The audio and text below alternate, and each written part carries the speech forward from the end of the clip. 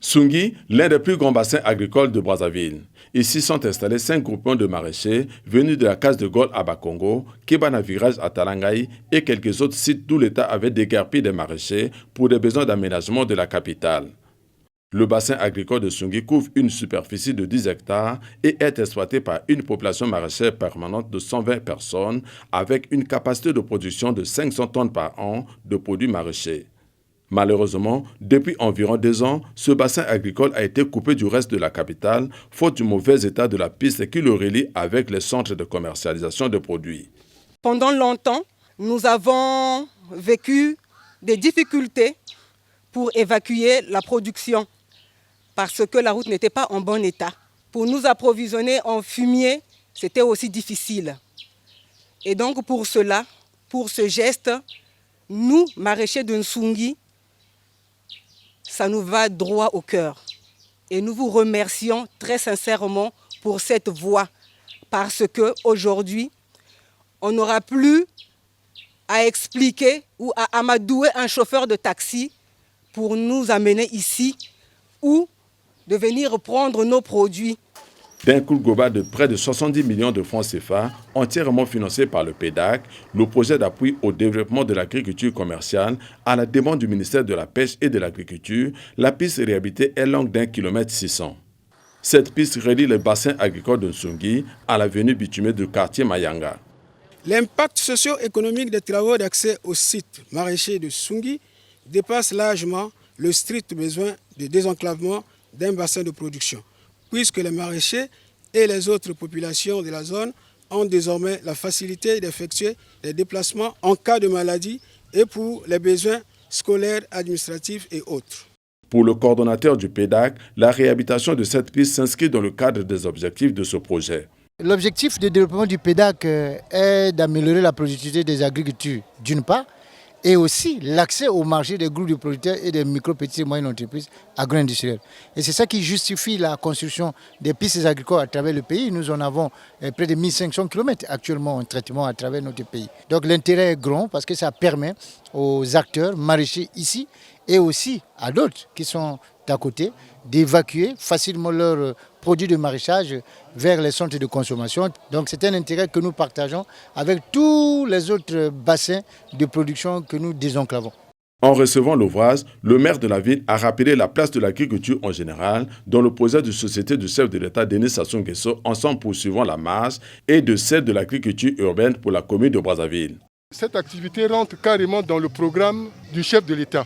Dans ce programme-là, le point 3 parle de l'agriculture et il dit qu'il faut intensifier le maraîchage en milieu urbain et périurbain. Et nous y sommes. Dans ce programme, on parle également de la réflexion des voies de communication permettant l'accès facile à ces sites. Et ces populations viennent d'avoir ici un outil d'évacuer les produits. Et ça va également avec notre propre programme du conseil municipal qui a mis également l'agriculture urbaine au centre. Et nous avons comme programme aussi de développer l'agriculture urbaine. Et donc voilà, ces deux projets s'imbriquent.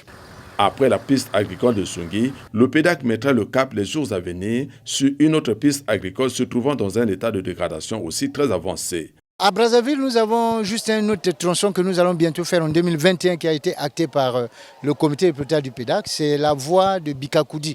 Donc à quelques 2 km d'ici, nous allons faire une autre piste. Comme dans toutes les pistes agricoles réhabilitées dans le cadre du PEDAC, le maintien en état de circulation de la piste agricole de Sungui en toute saison sera assuré aussi par une ONG qui utilisera la main-d'œuvre locale.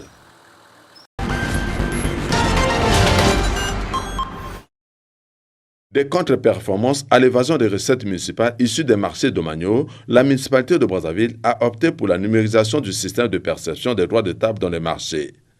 Désormais, il n'y aura plus de tickets anonymes établis manuellement dans tous les marchés domaniaux de Brazzaville.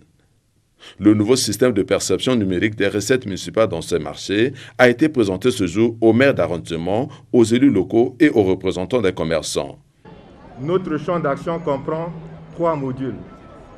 Le traitement numérique des recettes des marchés domaniaux, le traitement numérique des recettes des activités socio-économiques, le traitement numérique de la chaîne de recettes du domaine public et du domaine publicitaire. Pour cette première phase, ce système est expérimenté dans les marchés de Bakongo, Makelekele, Potopoto, Mungali, Wenze et Talangaï. 3 délégataires sont également retenus pour l'enrôlement des commerçants et la nature des produits vendus. Nous avions été sélectionnés pour constituer le fichier de tous les contribuables, par exemple du marché total. Et puis à partir de cet appareil, nous aurons la possibilité d'imprimer un reçu de caisse pour le recouvrement. C'est ainsi qu'après une partie de simulation d'enrôlement de vendeurs, le maire de la ville a mis en garde des commerçants contre des taxateurs véreux. Les personnes qui se présenteront devant eux seront habillées, viendront avec un appareil pour leur donner un ticket électronique et sur la base de ça, ils vont donner leur argent à l'encaisseur. Ça, j'insiste pour que les commerçants ne se fassent plus tromper par les gens qui leur amènent des faux quitanciers. Le but final de ce système, a dit l'autorité municipale, est d'avoir un fichier fiable pour chaque marché afin de sécuriser les recettes municipales.